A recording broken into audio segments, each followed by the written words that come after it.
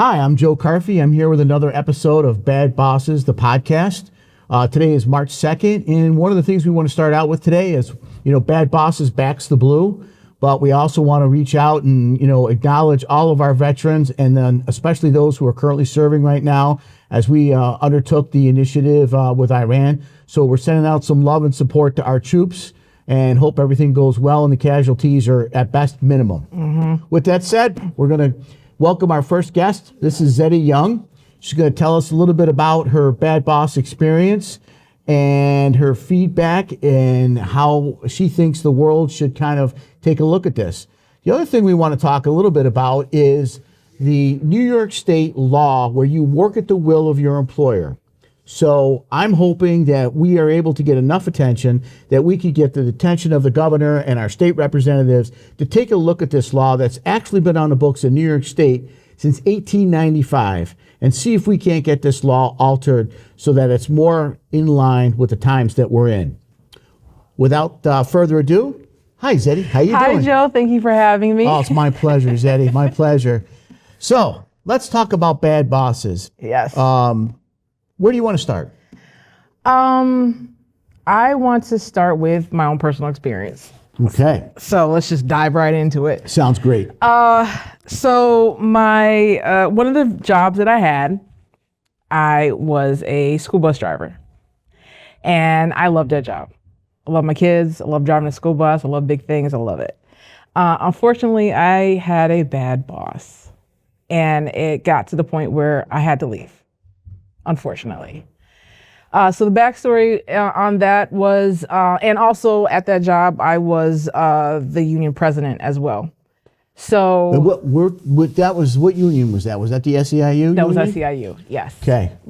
Shout out to our union friends. Shout out to SEIU. I bleed purple and gold. Yes, I do. That's Still awesome. do. That's awesome.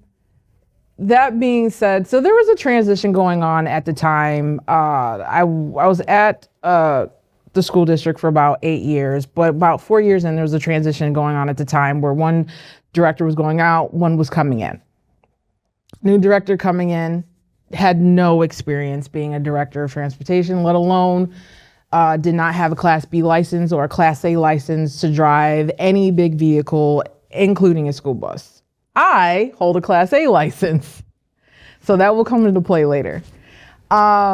So essentially you have a boss who doesn't really understand the intricacies of driving a bus. Correct. Okay. Not only just driving the bus, but then also the intricacies of the transportation department in its whole. Because when it comes to school districts, especially in the state of New York, everything that goes into the transportation department is 85% aidable, which means they get that money back from the state. Okay. That's good to know. That is good to know. Yeah. So when school districts say like they have it, because that's the department where pretty much everything gets funneled through. That's a little tidbit nobody wants you to know. So when this particular director came on board, I can just assume that he was told certain things about me, which entailed. Do you think that was because you were the union steward? I do believe that. Okay. I do believe that, and then I don't take any crap. I just how I am, how I was raised. So that being said, I was targeted. I was targeted on my time to the schools. I was targeted where I was laying over. I was targeted, and each and every time I had to back myself up, and I had data to back me up. So for our audience, just elaborate a little bit. So all the school buses have cameras, correct? Our district does. I don't know about other districts. Okay. Is that mandatory, or is it, just for clarification purposes, is that district by district? It's district by district. So so there's no New York State law that's mandatory school buses be equipped with cameras? No, there's no New York State law for that. But now every school bus is equipped with cameras on the outside to catch people going around the side. We've seen a lot of that on TV. Okay. As far as inside, not every school bus is equipped with a camera. Ours were at least one in the front and one in the back. The newer buses have 4 cameras inside the buses. Okay. And that's probably helpful to protect the driver. It is correct? very helpful. It's protect the drivers. It's also there to protect the students. They're high def. I reminded my kids every time we can see and hear everything. You're on candid camera. You're on candid camera because a lot of stuff happens on a school bus. That being said, fast forwarding to the incident where I ended up having to leave to the school district where I had a route, and unfortunately one of my students had a seizure. And while I was assisting this student, I had my other students on the bus radio for help. Mind you, I had pulled over. I was in a development, so I wasn't on the road. I was I was doing everything I was supposed to do as far as policy and DOT regulation. And being a union steward, you also have a lot of knowledge of what the policies internally are. I have to. Yes, right. Because everybody's coming to me asking questions and want to get clarifications, even though, and this is what I've learned with people in general, is even though that they have access to the information doesn't mean that they read the information. Very true. Or if they do read it, they don't necessarily comprehend the information that is given to them. So not only being the union steward and a school bus driver, I have to be able to do all those things, juggle many balls in the air. So told my kids to get on the horn, radio base, let them know where we are, call 911, get somebody here. Because my sole purpose is to make sure that I am taking care of the student who's actively having a seizure the best that I can. Mind you, I still have students on the outside of the bus that need a board, but I can't board them because I still have to attend to my student on the bus and all my other kids on the bus. So director ends up on site, trooper ends up on site, the principal of the middle school shows up, the father of the child shows up. That child is deemed okay, leaves her with her father. And in that process, my director decides to berate me in front of everybody. Okay, and this is important. This is one of the things we want to address. Yes. As bad bosses go, we want to see that type of public discipline stop. Yes. And in my case, it's not just I was accosted in his office and a few people were earshot. We were in the middle of in a neighborhood. So kids still on a bus here? My kids, I had already released my kids to a standby bus who took them off to school.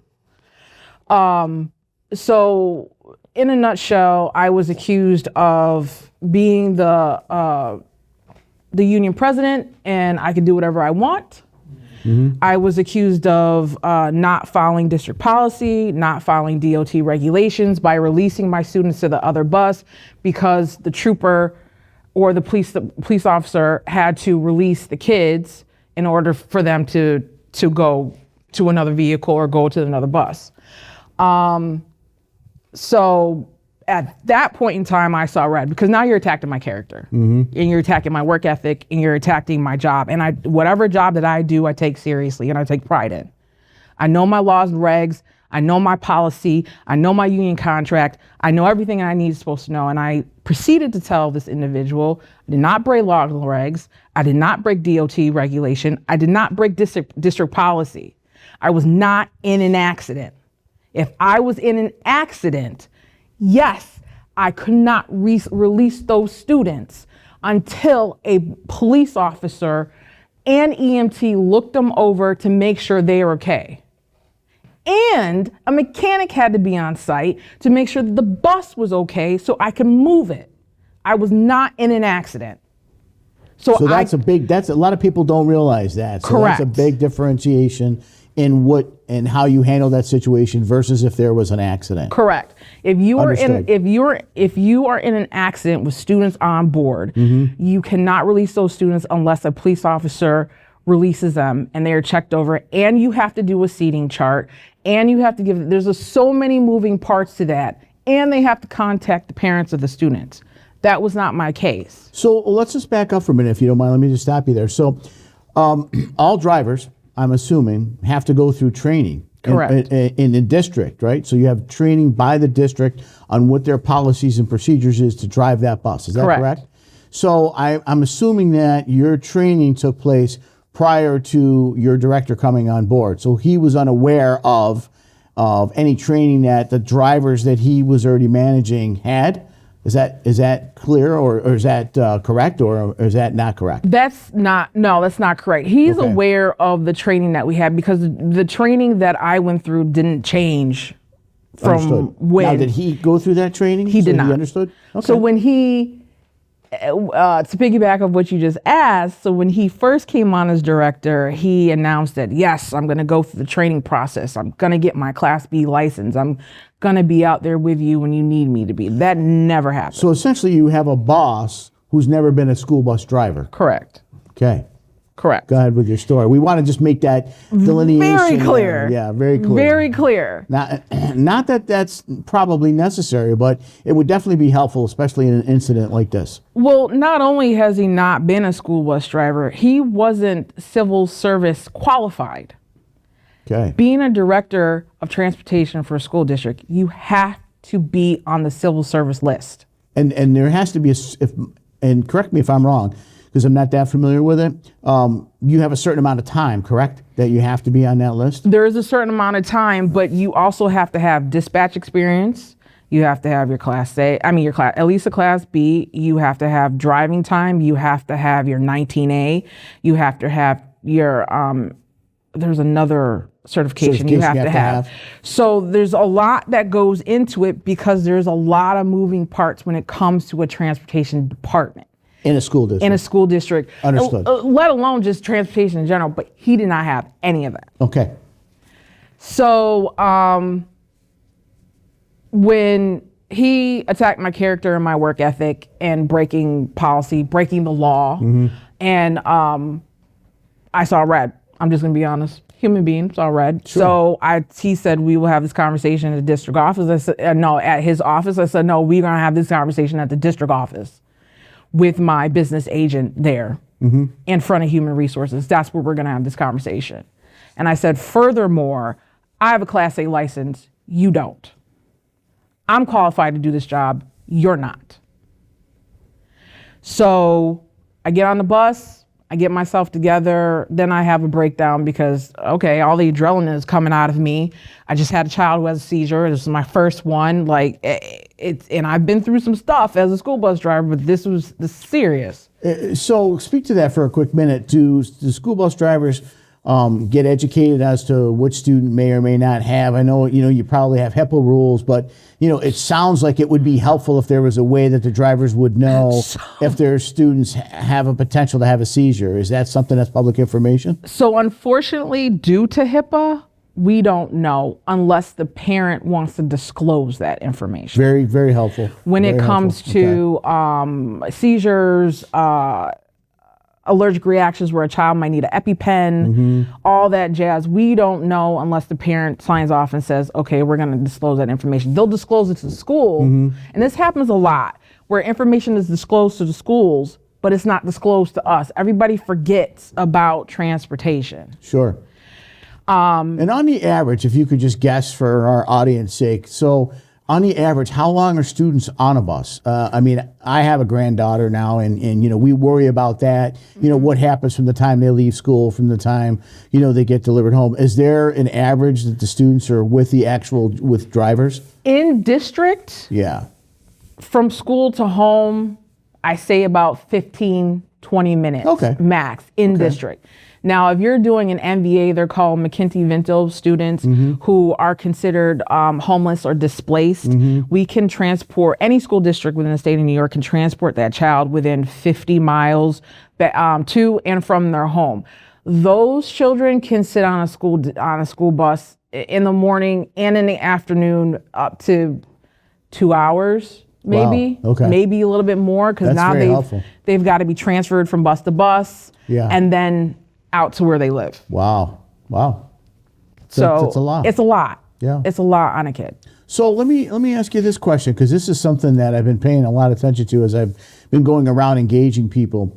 Did you and your team have a chance to interview or meet the boss before he transitioned in as your new director? So funny you should ask. I was on that panel, that interview panel for him. That's good. Okay. He was not who I chose. Okay. But is the panel made up of multiple drivers, or you represented the drivers as one? No, I represented the driver/union. Okay. The rest of the panel was like, I think some principals. I don't think the superintendent at the time was there, but I think the assistant superintendent was on the panel, and a couple other people. But there wasn't drivers or attendants on that panel. So after the person was chosen, was there a session with the drivers?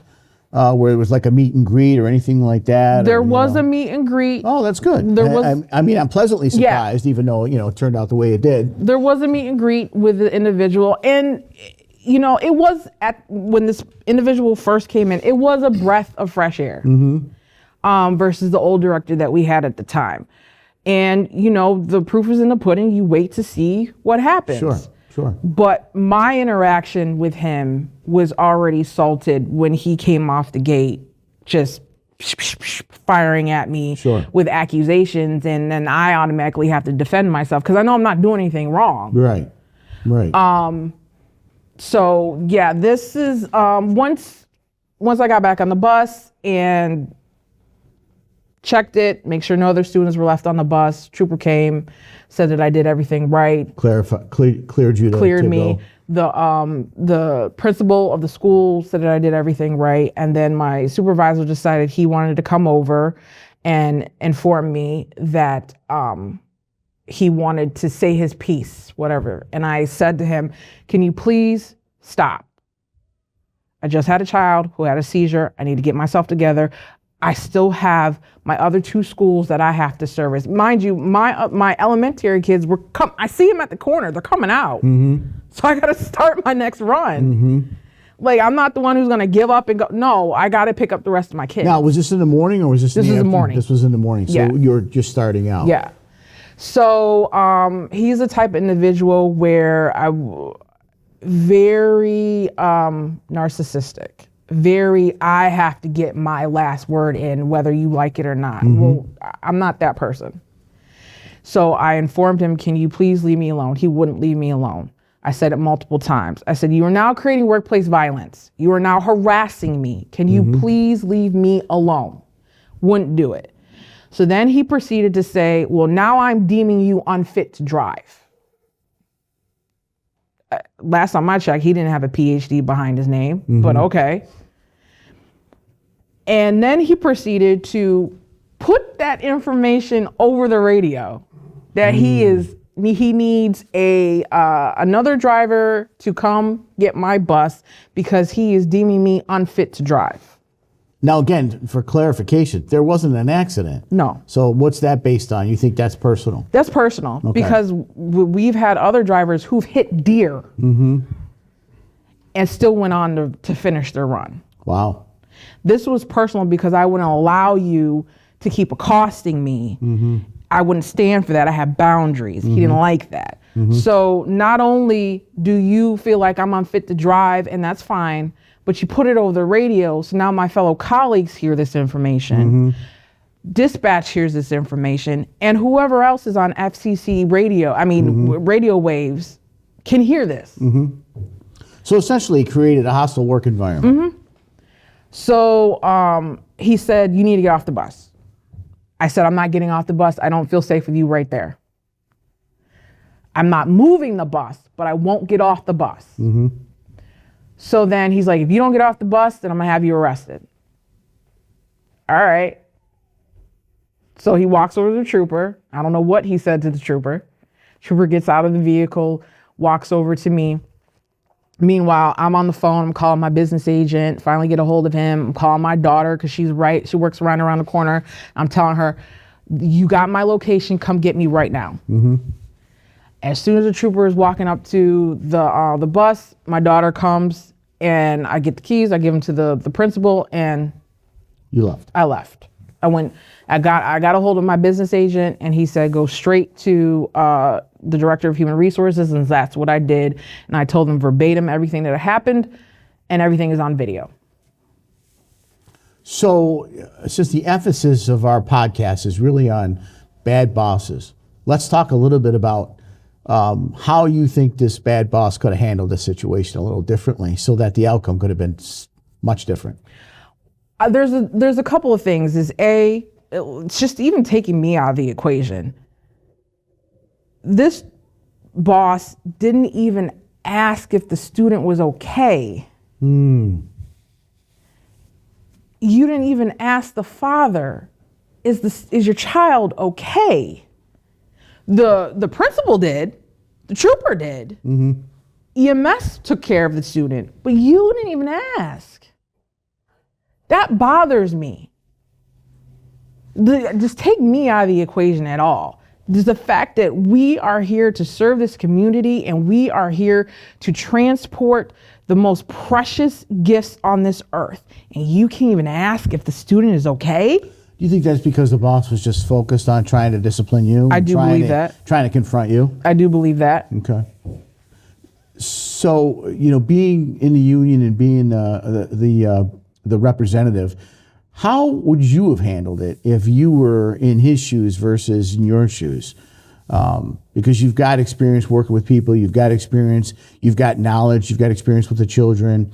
Quite frequently, we as employees versus management or bosses take a look back and say, boy, if I was the boss, I would have done it this way and not that way.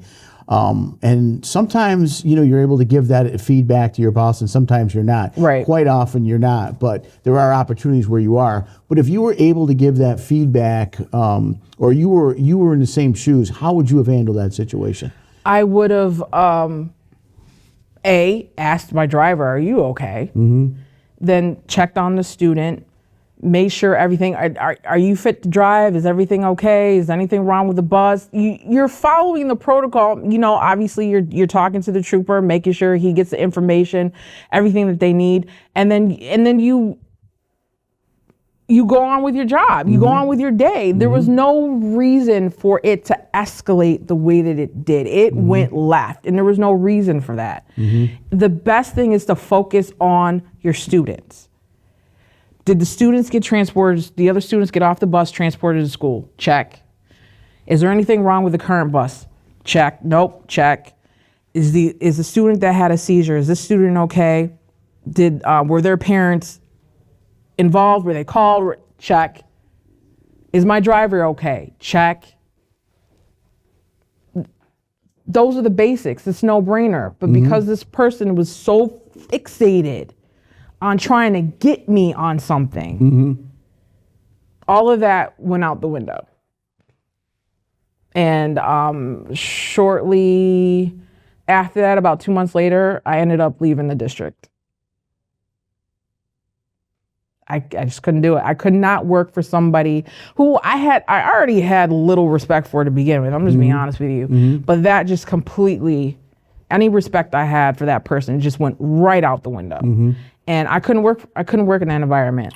So one of the things that I've come across quite a bit, experienced myself, and as I've started to go around the community talking to people about bad boss experiences, people have told me, that they dread going to work.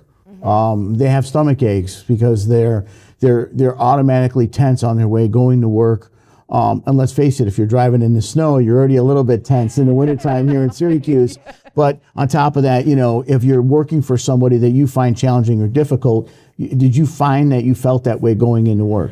I felt that way going into work because not only did I feel like I was being watched, because there's multiple GPS systems on our buses, and he'll let us know that, okay, as soon as I come into work, I can turn on the TV and there's this spreadsheet of who was driving the fastest, and which is great. That's your job, to make sure that we are following the law. That is your job. But I felt like it was a power play when it came to us. And I also felt like he thought that we were peons. We were below him. Mm-hmm.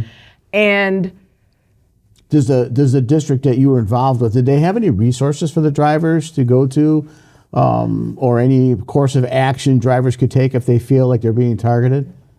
you can you go to the pamphlet and call it's like a EPA service, something like Sure. that, where you can call EAP Employee service. Assistance Program? Yes, Sure. that's it. Sure. And which I'd have used. Yes. You can call that. It sees if it can help, but everybody in the district, but I can only speak for transportation, pretty much have this ideology of, I'm just going to keep my head down and keep my mouth shut, because nothing's going to protect me. And even a lot of people were like, even the union's not going to protect me.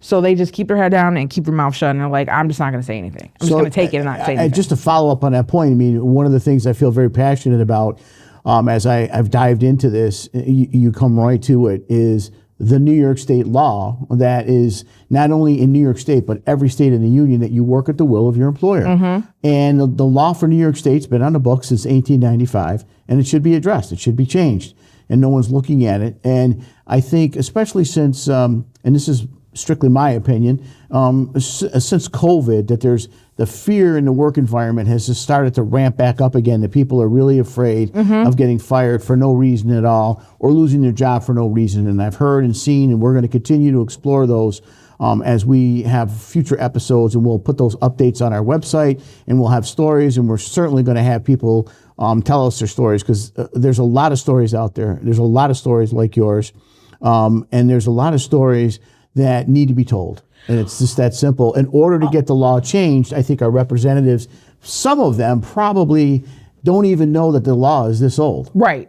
It is only through my research and exploration that I found it. And I found different things about it that don't even add up. So it's definitely something that we should look at. And the union should look at. I think all aspects, law, unions, different organizations should look at that. And it's not even just about, you can have a boss that you like and you vibe with, and they vibe with you. And you go to work and you do your job and you do it well. But if you're not in a clique, you're targeted. Now every little thing that you do, you came back 1 minute past lunch, or you left the chair over here when it should have went over there, or a customer. That's one of the things he said. Parents were complaining on me about my time, which wasn't true. But stuff like that, just making stuff up to purposely say, all right, we're just going to have to let you go. Stuff like that should not be tolerated in the workplace. It should be based off of somebody's work ethic. You come to work, you come on time, you do your job. If you're not doing those things, then yes, there should be a process to where you are now. Correct. Yep. Oral, written, suspension, you're out the door. Right. Not, I don't like you. Was this high school? It is. And unfortunately, I found, just from my experience, and I'm sure we'll have more guests on that talk about the actual personality conflict between, you and your boss, and bosses who don't like people, and because they don't like them, they move. Now, I was a boss for 35 of my 36 years, and managed a lot of people I didn't care for, but they were very effective at their jobs. I never let it become a problem for me, because they were able to do their jobs and they did them well. Unless you have egregious offenses, I don't see a reason why you should ever have to let your personal opinion of an individual who works for you come into play. Right. And my daddy always says, your people are your best asset. It's true. And you have to be able, just like with a garden, you plant that seed and you water it to see if it grows. Now, sometimes seeds don't grow. It just is what it is. That's just how nature is. But sometimes they do grow. Majority of the time they will grow if you put the time and effort into it. And another thing that I noticed with bosses, because I've used to be in a supervisor position many times, is you can't put everybody into one box. Correct. Everybody learns differently. Everybody reacts differently to people in different situations. You have to be able to tune into your employees and know, all right, this is the strength of one person. This is the strength of the other person. Let me put these two people together. Or this, or this person doesn't really adapt well to loud noises. So let me make some accommodations for them. You can be in the meeting, but I might have you zoom in instead of actually being in the room. You have to know your people. You have to know your audience in order to be an effectively good boss. One of the things I used to call is you treat everybody fairly, but not evenly. Yes. And because you're dealing with different skill sets at different levels Yes. at different times, and there's a lot of circumstances on a day-to-day basis that lead into it. So as we look to wrap our podcast up, let me ask you, if you were to sit down with a young person starting out today, just a college graduate or someone entering the workforce, what advice would you give them? What would you tell them to look for in a boss, and how they should navigate their future? It's funny you say this because I have this conversation with my daughter all the time. She's 22 now, and she's about to start a new job. And I tell her, A, be on time. Early is on time. And B, when you are interacting with people, you don't have to jump in right away. Just step back and just watch, observe. Even your boss, just watch and observe on how they interact with other people, how they interact with you, what they may do on their, on their break time or whatever. You're not necessarily being a stalker, but you need to know how to navigate the waters that you're in. And you also need to know is this employer going to back me 100%, or is this the job that I'm going to have for the moment to help me transition somewhere else?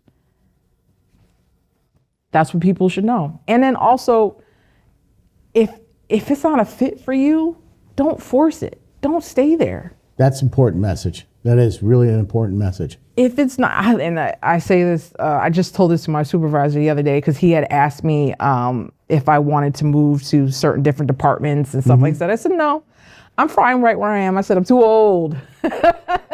I know what I want. I know when the time is right. And I said, nope, I'm fine right where I am. I'll let you know when I'm ready. Awesome. Thank you, Zetti. Really appreciate it. Thank you. Great feedback, and hopefully it helps somebody else. I hope so. All right. I hope so. Thank you. Thank you.